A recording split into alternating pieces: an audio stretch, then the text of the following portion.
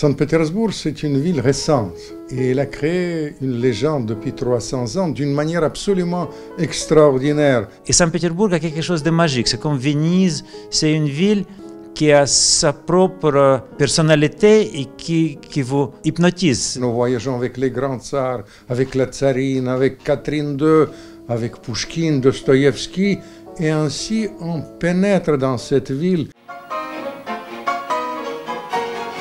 L'orchestre de Lyon de la profondeur de la France, sous la houlette du grand chef Fournier, et finalement moi-même, qui a un itinéraire aussi inattendu, ça crée les possibilités d'aller vers le public. La musique russe, si elle a quelque chose de fort, je dirais, c'est que son essence est populaire. Le programme de concert qu'on va donner est tout à fait inhabituel. Il s'agit en fait de deux versions de même œuvre, qui est le célèbre tableau d'exposition de Mussorgsky, écrite donc, à l'origine pour piano solo. Et donc dans ce concert, vous allez entendre une version orchestrée par Maurice Ravel et une autre version que je vais jouer avec le piano.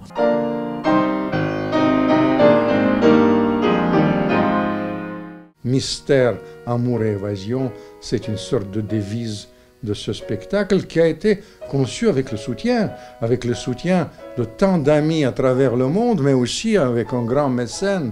Je parle des caisses d'épargne. Alors c'est une rencontre que je dois à la caisse d'épargne. Quand on regarde la programmation de l'orchestre, on rencontre des philosophes, des artistes, des peintres. C'est un spectacle, l'art total, dans la tradition des ballets russes. Toute la poésie, toute la force des mots de Vladimir qui vont apporter en plus aux images, plus le piano, plus l'orchestre. On est vraiment dans un plaisir de sens total. Le mélange entre les pays, entre les genres artistiques, pour créer un pétillement de la création avec un seul nom, la magie de Saint-Pétersbourg.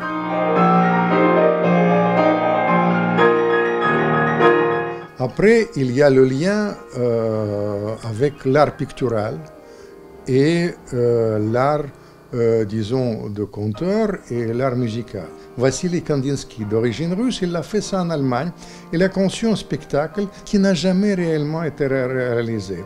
Les clichés de ça, le travail a été découvert par mon ami Rudy. Et finalement, il a conçu un spectacle exactement sur l'indication de Kandinsky.